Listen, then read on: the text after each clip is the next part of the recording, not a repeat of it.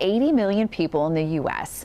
are impacted by hair loss. It's not just men, women too. Joining us this morning to talk more about it is our good friend, Dr. Matthew Knight. He's a board-certified dermatologist, and he's been our guest forever, and this is the first time you've been in studio with us in 2 years. 2 years. Yeah, great. Do you know what's crazy? I remember when we did a COVID panel in here, right here, and you came in, and that was the last time we saw you. That was 2 years ago. I think that was the day before everything shut down 2 years ago. Well, we're so glad to have you back. It's great to be back. In person.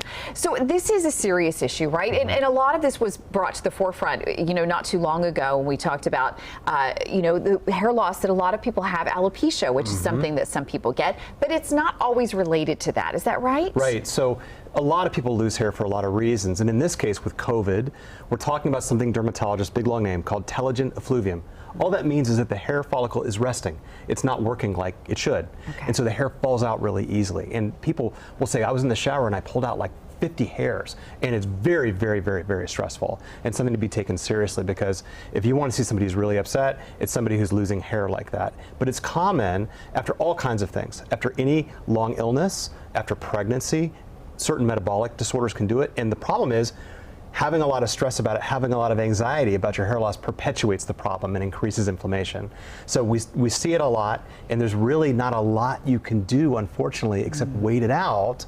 And it's really common after a whole host of things, COVID being one of them. Well, listen, it's $1 billion industry, right? Trying to keep your hair. I mean, you go to the drugstore and there's a gazillion different products that you can try. You try topical and shampoos. And so what do you do? When you say there's really not much you can do, that sort of leaves people like, oh. I know. Right? Well, that's one of the problems. There's really not a lot your dermatologist can do. We're talking about the condition after COVID, for instance, where the hair follicle is just chilling out. It's just resting.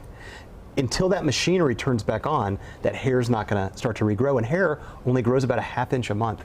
So it takes a long time to regrow hair that's lost. Now, it's normal to lose about 150 hairs a day, but we're talking people that are losing a lot more than that. Because I was going to say, because we all, have hair fall out in the shower, and you think, well, gosh, what is normal and what's not? So 150 a day. 150 is you're fine. Okay. But people that suffer with this, bring them in a bag. I got to 160.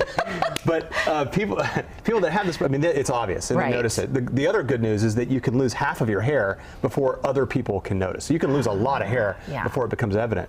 But again, it's very, very stressful for people where this happens, and there's not a product you can buy. You can't go to the store and buy something that's going to turn your hair follicles back on. Okay. So one of the things that's really super important is self-care during these periods. So things like getting restful sleep, meditation, mindfulness, exercise, taking walks, eating a good diet, not drinking too much, all the things people do when they get stressed out and anxious.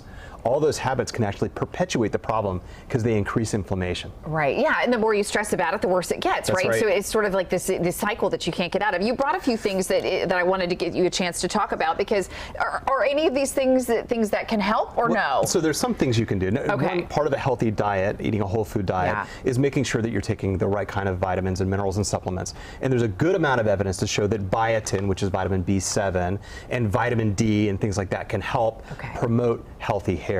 Also, Rogaine or minoxidil. Yes. We think this increases the blood flow to the hair follicles, which helps hair grow. It's safe, it's easy, it's over the counter, has almost no side effects. And finally, you can have yourself injected with your own blood it PRP, platelet-rich plasma. When we take out your blood, spin it down, inject it back in the scalp. We don't do this, but other people do.